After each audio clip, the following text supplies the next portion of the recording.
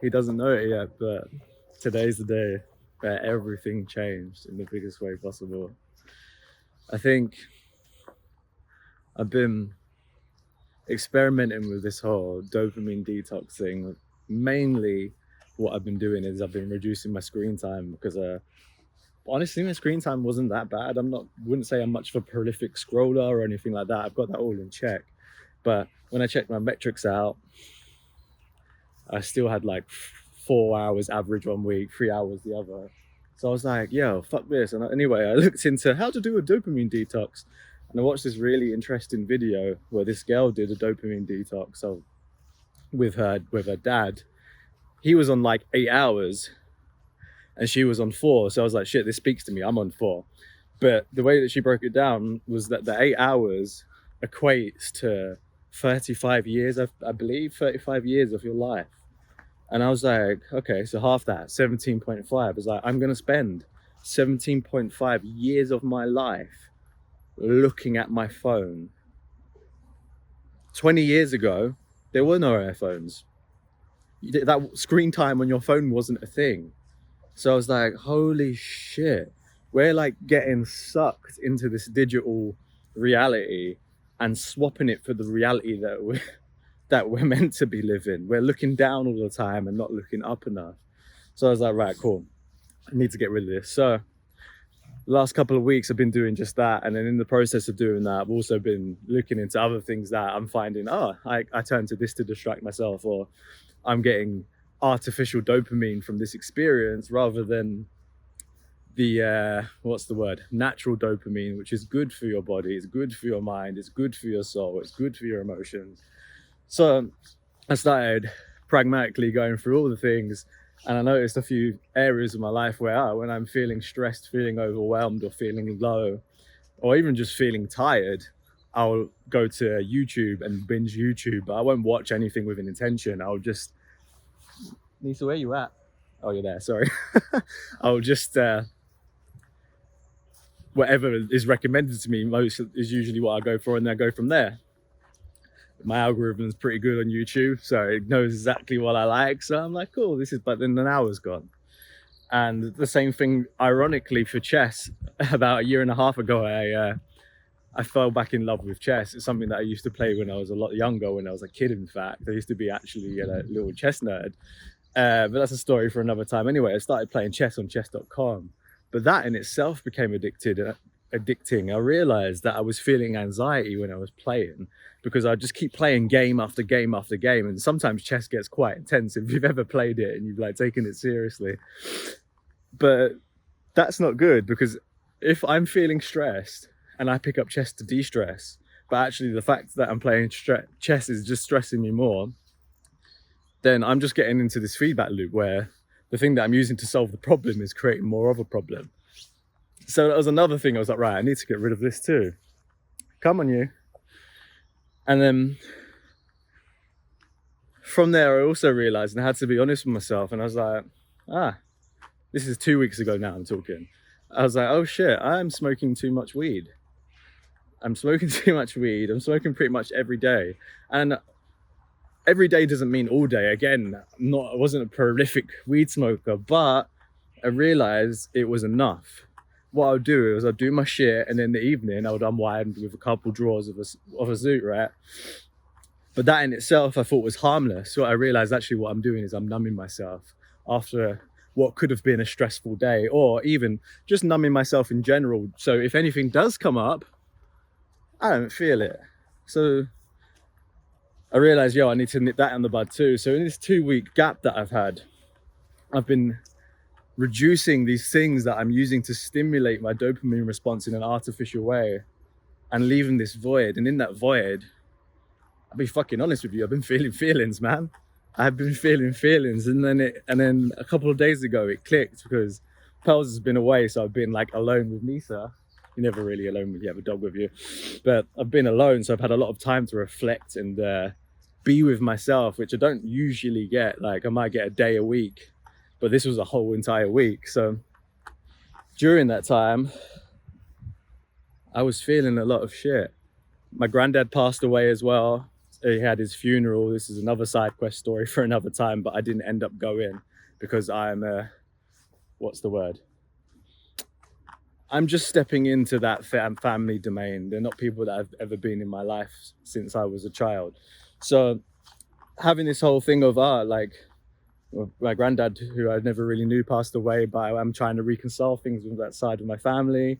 And I did have this part of me that wanted to go, but due to arrangements, that wasn't the case. But anyway, I started feeling, and I was talking to my sister just about how the funeral went, and she sent me a picture of my family again, a family picture of people that I have no idea who any of them are, bar like 3 people of of a whole picture. And I just burst into tears.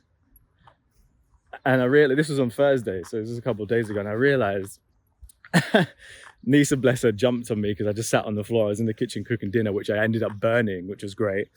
But Nisa just jumped on my lap, and she, like, you know, done her thing, tried to cheer me up. But I was sat there after I'd done my thing, ugly crying and all that. I realized, oh, this is why I've been feeling heavy.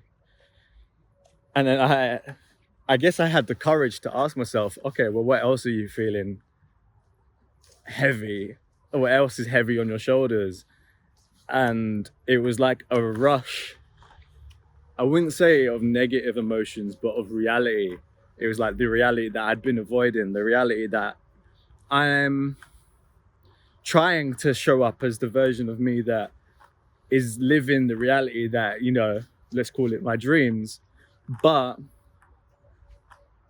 I'm self-sabotaging myself, or I'm not being consistent, or I'm not fully committing to that because deep down I don't feel worthy of that dream. I don't feel worthy of having a family that loves me. I don't feel worthy of having abundance. I don't feel worthy of having kids. Like, it sounds mad because consciously these are things that I can hand on heart say, yes, I want that. But deep down, there's this abandonment wound that is still healing that says, hey, you don't deserve it. And that's the feeling that I've been avoiding. So it's like a tug of war. Every time I take action to do the right thing or do the thing that I want to do or I intend to do, there's this other half of me, call it the dark side of Paris, the shadow self, if you will, that says, you're not good enough. But I had been annoying. I had been ignoring that version of me. I'd been pushing away that version of me. I had been suppressing that version of me. But here's the takeaway. That version of me just wanted to be heard. That version of me doesn't necessarily even believe it himself. But somewhere, something has happened that has taught him that that is true. And it's my job now as the adult, as the director, as the leader in my life, to recognize when he's saying these things and say, hey, bro, I love you. You are worthy. And you know what? We're going to do this together. Let me show you. And that's where the action comes in, movement with intention. See, if you're feeling any of these words that I'm saying to you, we're taught almost to ignore the dark side of us, the shadow self of us, the parts that we're ashamed of, the parts that we don't want to show the world because they have bad thoughts, they don't believe the right things, or they don't behave in the right ways. So we shame ourselves for having this other experience, not realizing that that's just another part of the page of us. So when we disregard that part of us, it doesn't go away, it doesn't disappear. It just goes deeper, deeper, deeper inside, and eventually it comes out. And it comes out for me in the form of, say, procrastination or distraction. I'm feeling an emotion here, don't want to feel it, let me do something to distract myself.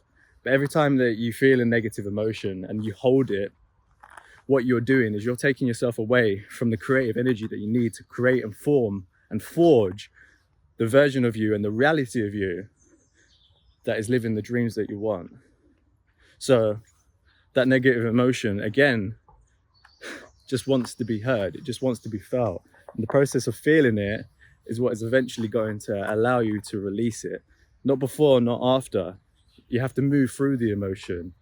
And once we get to that point of moving through it, well, on the other side of that negative emotion is the more desired emotions that we can label positive, but really emotions are just emotions. But for the sake of this, positive emotions, they're on the other side of the negative ones. The negative ones are blocking you from feeling the joy, feeling the peace, feeling the abundance, feeling the gratitude, feeling the love. And we've got it all backwards. So today is day one of me doubling down on my dopamine detox. I've outlined the plan. I think Pels is going to jump in with me as well. I'm going to rejoin the gym. I'm gonna say I don't know when, but let's commit this week.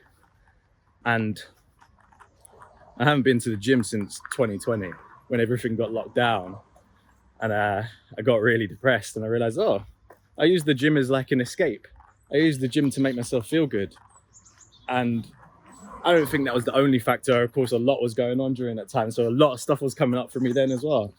But I fell out of the love of gym and I got into calisthenics, which you don't really need to go gym for. But I'm realizing now, actually, I do want to go to the gym. I do want to build my self-esteem. I do want to build my confidence. I do want to get myself in the body, in the physique, that weight there, that is going to carry me to be able to show up for my family, to show up for my kids, to show up for my friends, to show up in the business, to show up in life, so that I can lead by example and not just help others, but help myself.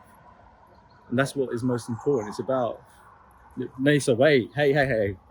We're going to stop it there because Nisa decides to run away. Actually, we got it. Wait.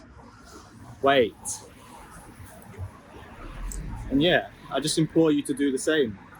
Whatever you think is holding you back, whatever you think is too heavy for you to feel, wherever you feel stuck in life, or you're feeling fearful, or there's worry taking over. I know there's a lot of shit happening in the world in a minute. It's got a lot of people like, oh no, what's going to happen? We're all going to be enslaved. Listen, if you focus on the negative, I'm just going to put this down. If you focus on the negative, then that is exactly what you experience. But when you feel why you're feeling the negative stuff in the first place, that's when the positive shit happens. Not before, not after. The only person that is going to save you is yourself. The only person that can make you free is you. You are not enslaved. They want you to believe that so that you act enslaved. Peace.